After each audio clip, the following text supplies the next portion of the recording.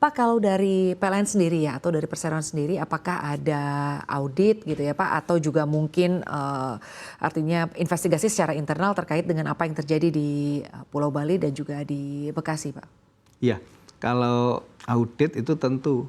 Jadi ada semacam investigasi ya atas beberapa kejadian seperti ini. Gitu. Contohnya di Bali ini kami teman-teman di lapangan juga sampai nggak tidur gitu ya melihat apa penyebabnya apa saja, terus kemudian kira-kira perbaikan ke depan itu seperti apa gitu langsung kita tulis, kita tindak lanjuti. Ini salah satu usaha kita. Kemudian tidak hanya di Bali, Bekasi juga demikian. Ini kok tiba-tiba ada petir besar menyambar yang menyebabkan tripnya beberapa gardu induk kita. Ini padahal kita itu kan sudah memasang proteksi-proteksi seperti proteksi petir dan sebagainya, kok bisa tembus. Nah ini besarnya berapa, sambarannya dan sebagainya, ini kita evaluasi dengan sebaik-baiknya. Dan juga di tempat-tempat lain yang kita lakukan. Baik, lalu selanjutnya Pak, apa jaminan yang diberikan ya oleh perseroan agar kasus blackout seperti tahun 2019 ini tidak terjadi lagi? Apalagi tadi Anda menyampaikan sebetulnya ini pemadaman listrik ini atau padamnya listrik ini kan terjadi murni karena proses maintenance begitu ya Pak ya? Iya. Jadi memang pada saat maintenance kita harus menyediakan cadangan-cadangan yang cukup untuk membackup pembangkit yang di maintenance maupun penyulang maupun transmisi juga demikian. Tetapi kadang-kadang kondisi anomali itu kadang-kadang memang terjadi gitu ya secara alam, kemudian secara teknisnya juga pengaturan manajemen teknisnya. Nah ini memang selalu kita improve Mbak Sinta. Jadi mudah-mudahan kejadian tahun 2019 yang lalu untuk Jawa bagian barat terjadi blackout seperti itu sudah kita antisipasi full penyebabnya apa, kemudian ini tentunya menjadi pembelajaran yang terus-menerus kita improve kan begitu. Ya. Terus kemudian satu lagi khusus di Bali ini ya. Kami tidak hanya di Bali sebetulnya, kami selalu melakukan pekerjaan maintenance rutin. Ya, kalau khususnya di distribusi, ini kan ribuan penyulang kita yang ada, kemudian yang masuk-masuk ke daerah-daerah terpencil, kemudian masuk-masuk ke hutan, masuk-masuk ke tempatnya masyarakat yang banyak pohon dan sebagainya.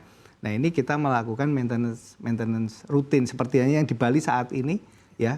Itu kita melakukan maintenance di daerah-daerah yang khusus rawan terhadap gangguan distribusi khususnya penebangan pohon, kemudian pembersihan jaringan, mengganti beberapa mungkin isolator kita yang retak dan sebagainya. Nah ini memang kita lakukan sebetulnya rutin. Nah ini teman-teman di Bali khususnya ada beberapa maintenance di distribusi, tapi itu bukan karena adanya blackout, tetapi memang karena maintenance.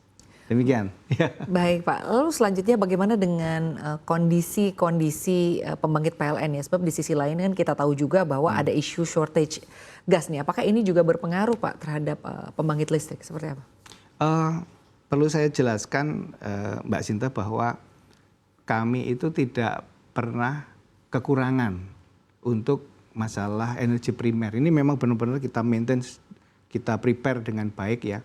Contohnya pada saat Lebaran kemarin kita juga sudah menyiapkan ketersediaan batu bara itu sampai dengan 25 hari operasi, kemudian gas juga demikian. Bahkan gas itu yang pada saat Lebaran kemarin kita bisa menyediakan sekitar 30 hari operasi. Jadi secara energi primer ini memang selalu kita jaga. Baik Pak, lalu ke depannya Pak, seperti apa artinya rencana-rencana dari perseroan agar case-case seperti ini tidak terjadi lagi begitu. Ini kan juga menjadi perhatian publik begitu ya Pak. Seperti apa Pak? Yang pertama adalah kita meningkatkan keterampilan, pengetahuan dari SDM yang selalu kita improve terus dengan diklat-diklat kita, dengan kasus-kasus kan seperti itu. Nah ini menambah kasus lagi untuk bisa kita pelajari untuk improve. Kemudian yang kedua tentunya kami menerapkannya di lapangan. Mana kira-kira kelemahan-kelemahan kita, ini kita deteksi satu persatu seperti itu dan saya yakin dengan adanya improvement yang ada di kita, makin lama PLN ini makin baik lah ke depan. Baik, utamanya mungkin sistem peringatan dini, Pak? Ya, termasuk sistem peringatan dininya. Kami sudah melakukan digitalisasi yang ada di pembangkit kami untuk memberikan warning system kepada kami, termasuk transmisi dan distribusi. Distribusi ini sangat berkembang dari sisi improvement digitalisasi. Nah, ini seperti halnya AMI yang kita install di pelanggan-pelanggan. Ini untuk secara otomatis kita bisa melihat perkembangan beban yang ada di distribusi gitu. Baik, Itu selalu terima kita kasih. lakukan.